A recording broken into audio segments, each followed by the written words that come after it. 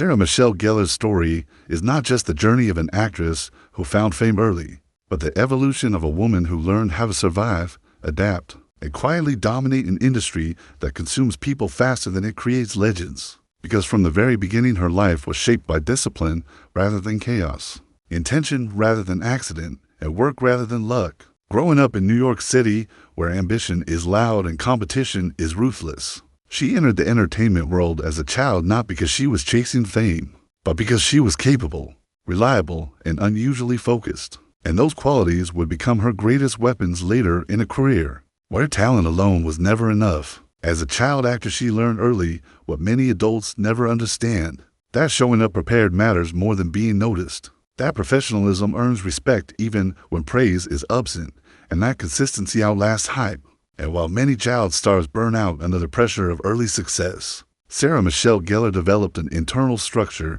that protected her, a sense of responsibility toward her craft that made her treat every role, no matter how small, as an opportunity to prove herself again, not to the world, but to herself. Which is why when she landed her breakthrough role on All My Children, she didn't behave like a prodigy who had arrived, but like a student who had just been given access to a larger classroom, winning a daytime Emmy at a young age, yet never letting that achievement define her ceiling, because she understood something crucial very early: that awards are moments, but careers are built on decades. And when she transitioned into film and television in the mid-1990s, Hollywood did not immediately roll out the red carpet for her. Instead, she faced the unspoken skepticism reserved for young actresses who look delicate, but carry intensity, women who don't fit neatly into a single box. And it was in that space of uncertainty that Buffy the Vampire Slayer entered her life, a role that would have broken someone less grounded. Because Buffy Summers was not just a character,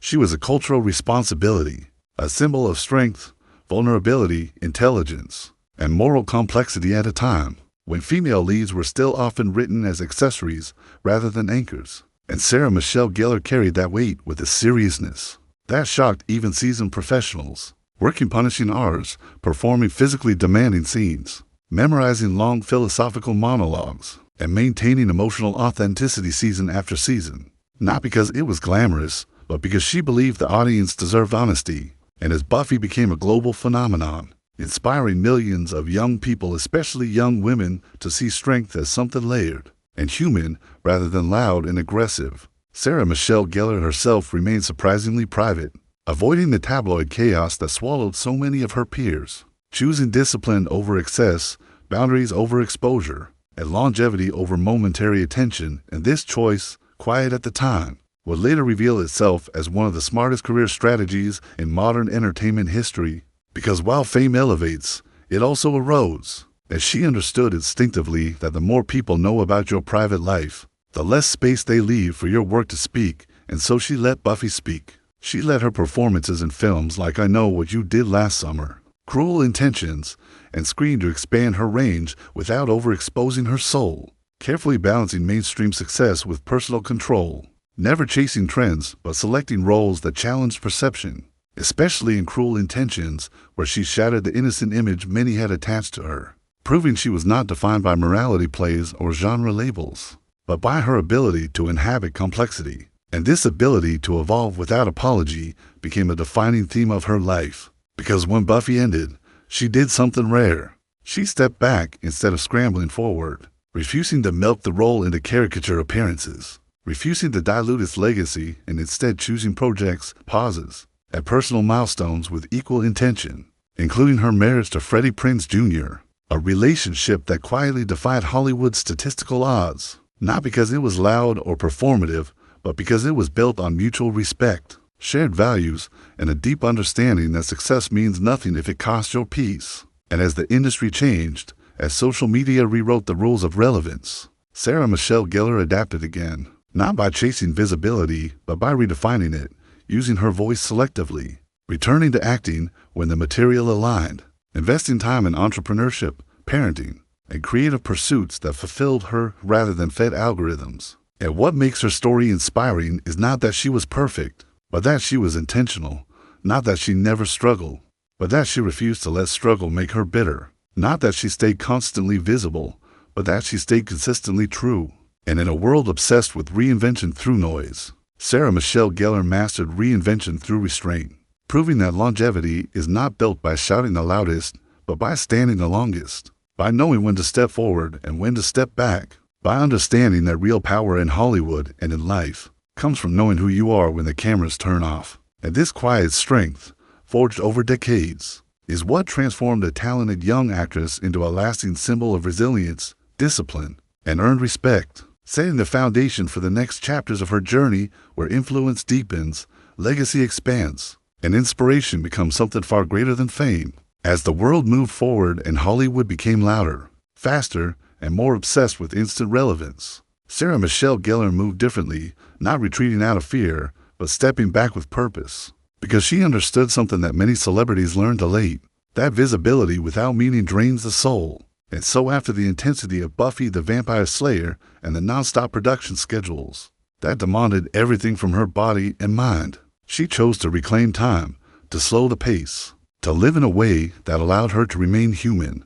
rather than become a brand trapped in perpetual performance. And this decision, often misunderstood by outsiders as fading or stepping away, was actually a powerful act of self-preservation. Because in an industry that rewards burnout and punishes boundaries, she drew her lines early and defended them fiercely, prioritizing family, mental clarity, and personal evolution over chasing every script that crossed her desk. And while critics speculated and audiences wondered where she had gone, she was building a life that didn't require constant applause to feel validated, raising children away from cameras, nurturing a marriage grounded in friendship and shared values, and redefining success not as constant presence, but as sustained peace. And when she did return to acting in projects like Ringer and later The Crazy Ones, she brought with her a maturity that couldn't be manufactured, a deeper emotional intelligence shaped by real life rather than endless rehearsal, proving that time away doesn't dull talent, but often sharpens it. And this phase of her career revealed a truth rarely discussed in entertainment, that stepping back is not failure when it is chosen consciously. It is often the most strategic move a performer can make, because it allows growth to happen off-screen. And as the industry entered the era of social media, where fame became performative and pressure multiplied exponentially, Sarah Michelle Gellar again resisted the urge to overshare, using platforms selectively, thoughtfully, humorously, never allowing algorithms to dictate her worth, instead engaging with fans in ways that felt genuine rather than transactional, showing that authenticity doesn't require constant exposure, only consistent integrity. And this restraint made her voice carry more weight when she did speak, especially as conversations around gender, age, and longevity in Hollywood intensified, because she became a living example of what happens when a woman refuses to be consumed by the system, refusing to be defined by youth alone, refusing to surrender autonomy for approval, and refusing to compete with younger versions of herself,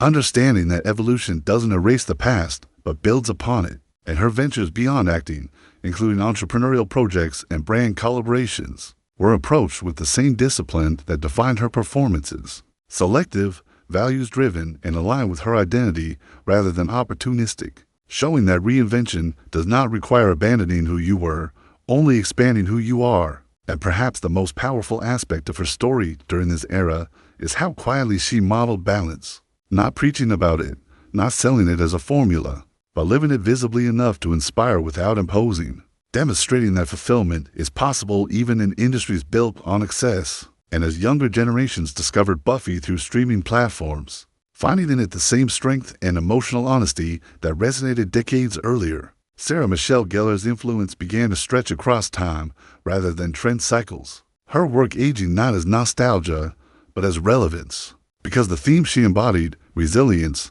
moral courage, vulnerability paired with strength, were timeless. And as she re-entered the spotlight in carefully chosen projects, her presence carried the authority of someone who had nothing left to prove and everything left to offer, someone who had survived fame without becoming hardened by it.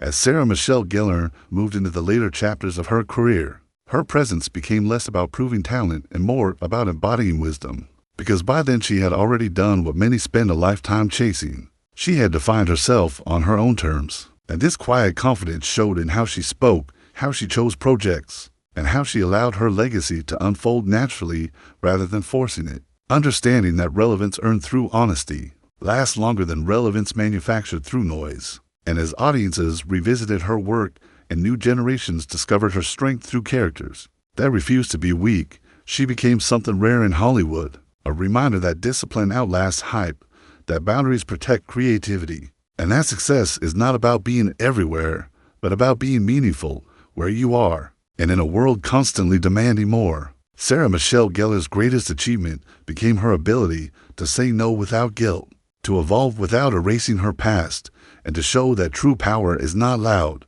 It is steady, intentional, and deeply rooted in self-respect.